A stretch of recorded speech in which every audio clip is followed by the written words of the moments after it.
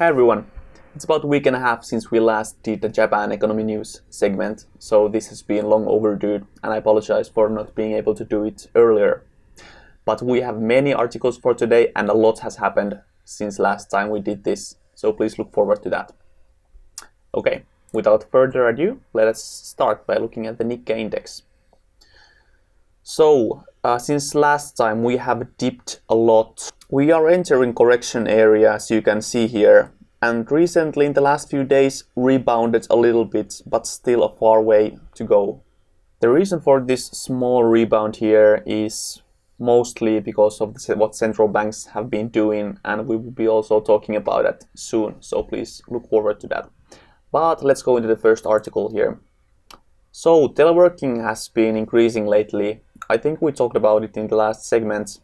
And not only teleworking, but Shinzo Abe, the Prime Minister of Japan, ordered all public schools, primary, junior high school and high schools, to close for now.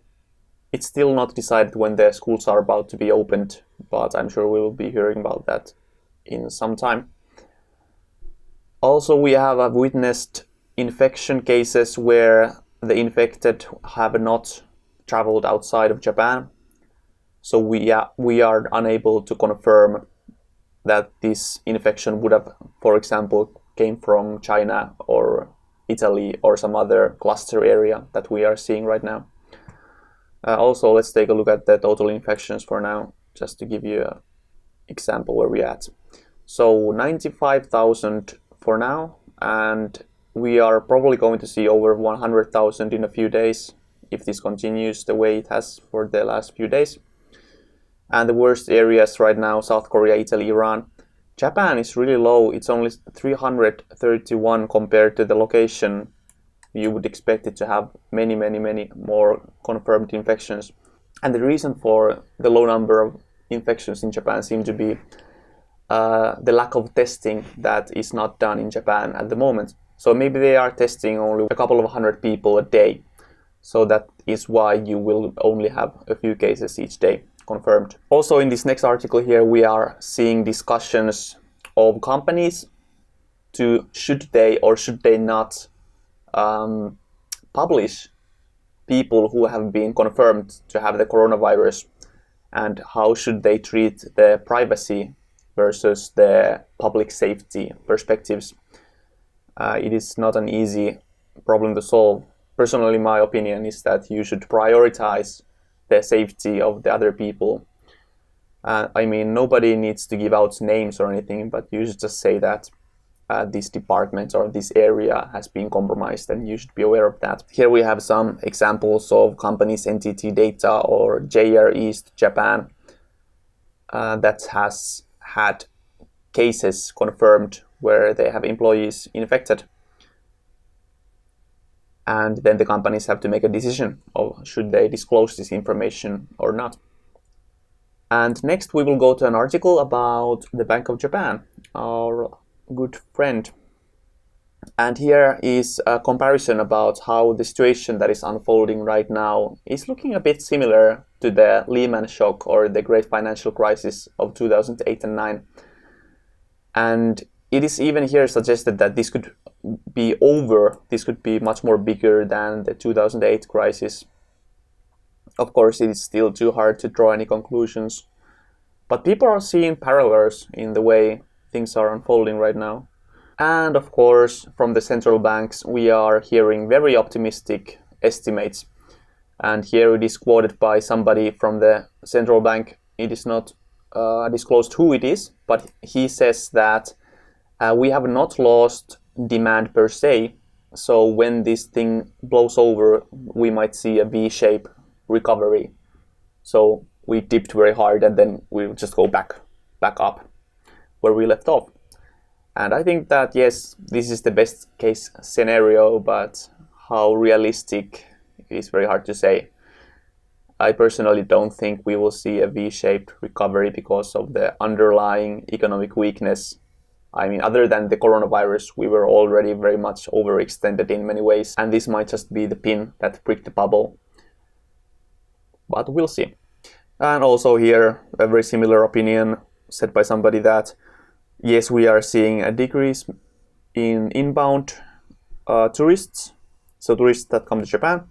Also disruptions in supply chains, but when this thing is controlled and we have recovered, then we will see that same old demand picking up again. So people are still very positive, or at least the central bankers and the officials are, which of course they have to be, to show a happy face to the public so nobody gets panicked.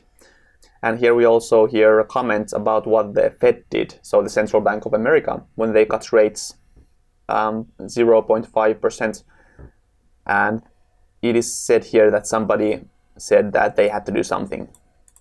And whether or not the 0.5 rate cut, it will really help the situation, is going to be seen in the next few months. Also, lastly, it is here noted that because Japan is already in the minus rate area, so the Bank of Japan is really out of cards to play here. And we will look also into what they have been doing in the last few days to see what they are trying to do and how they are trying to solve this crisis, and is it really helping. Also, for anybody who has been wondering what will happen with the Olympics, here we have people from the IOC, the International Olympic Committee, that are trying to deny any concern that the Olympics would be postponed or cancelled even. Here the International Olympic Committee on Tuesday gave further back into this summer's Tokyo Olympics, urging athletes to prepare full steam despite the coronavirus threat. So people are not giving a possibility that the Olympics would be cancelled because of this.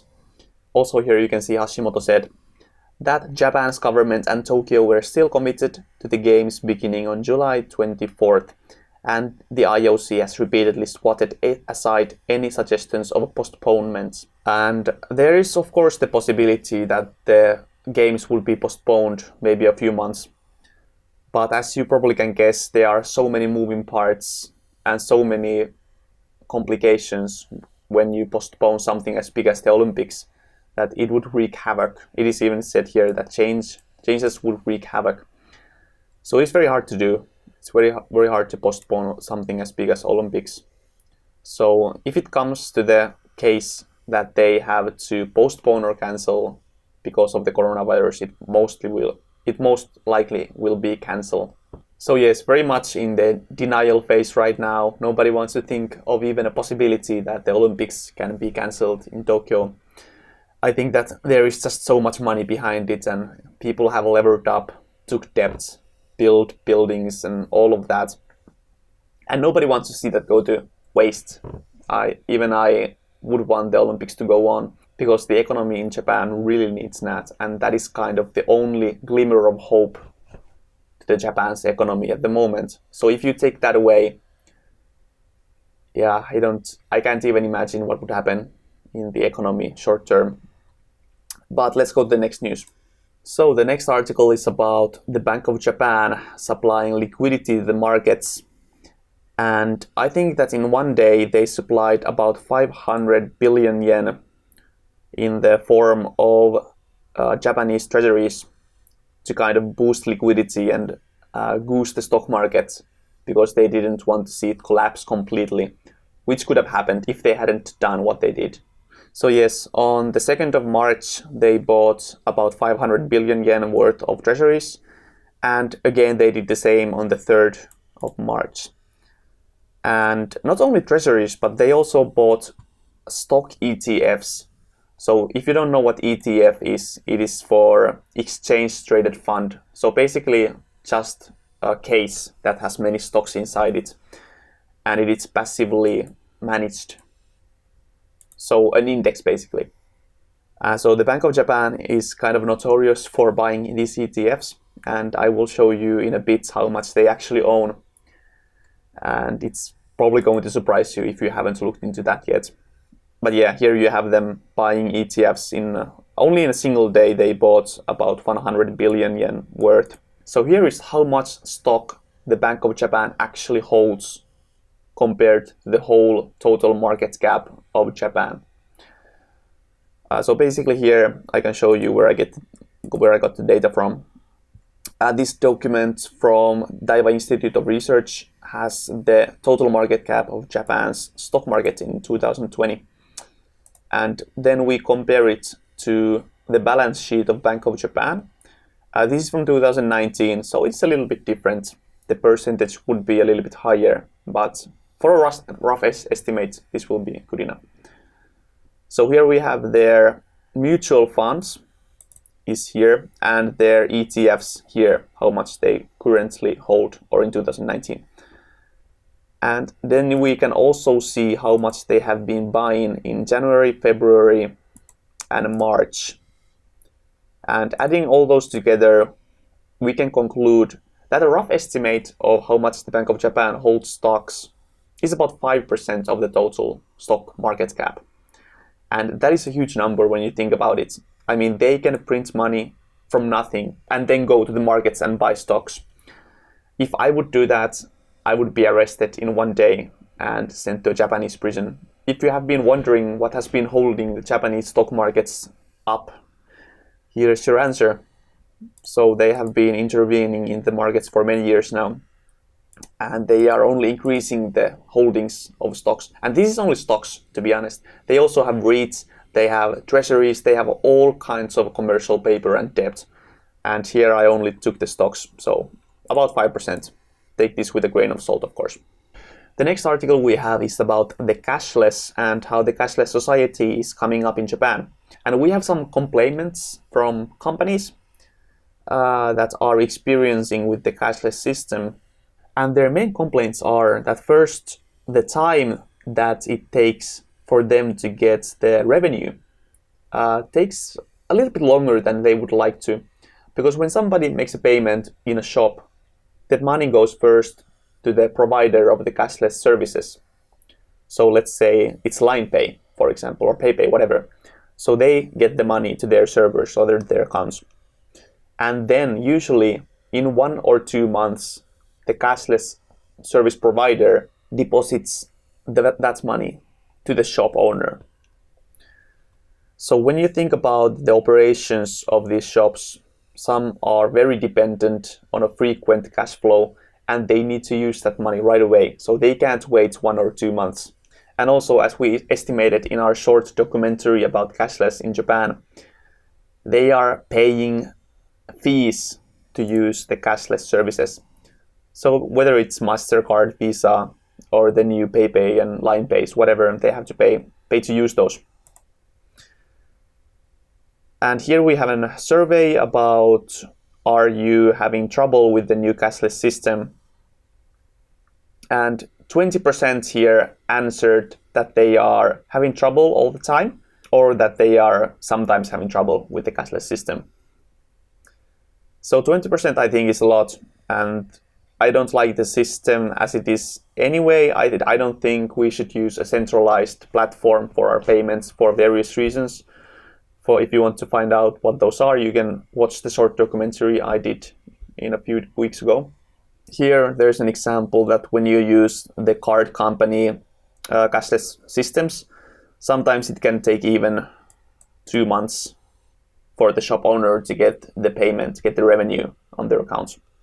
Also, when they started the whole cashless system campaigns and trying to get shop owners to join it, they had this prediction that people would buy more because they had cashless in them. For example, foreign tourists would pay with card because they don't know how to use cash for some reason in Japan, which I think is nonsense, but that's what they said. In this survey, you can see the results of did the cashless system actually contribute to increased revenue. And 60% said that there was no effect on increased revenue because of the cashless system. So maybe the whole notion that a cashless option would increase sales was a little bit overhyped. At least for now it seems like that. Also, it is here quoted that some of the cashless system providers have an option for the shop owners to get their revenue earlier. But for example, Line Pay will bill the shop owners an additional fee of 250 yen if they want their revenue, for example, the next day or immediately. So that is kind of weird to me, because if they had the option to do that, why wouldn't they do it anyway? I wouldn't, if I were a shop owner, I wouldn't want to give my revenue to some cashless system provider for 2 months without even getting any interest on it. I mean, you're paying them anyway for the systems. I don't know, it just doesn't make sense to me. So the last article for today is about 5G and how SoftBank has been putting a lot of effort into this. So starting from 27th, if you pay an additional fee of 1,000 yen, you can switch to 5G services. And personally, I have never used 5G, so I can't say is it that much different from 4G. Obviously, with the benefit of a hindsight, we can say that the leap from 3G to 4G was a very big one, and you can really feel it. But for now, it is very hard to say what kind of activities will be possible going from 4G to 5G. It is here said that the speed compared to 4G is 100 times faster. So they are offering their own content platforms, which apparently include an idol group and a sports streaming service. So if you like idols or sports, then yay, I guess. Personally, I can't really imagine that going from 4G to 5G would drastically change my internet behavior, but of course we can't know until it happens. But that is all the news for today, and I'll see you in the next video. Thanks for watching.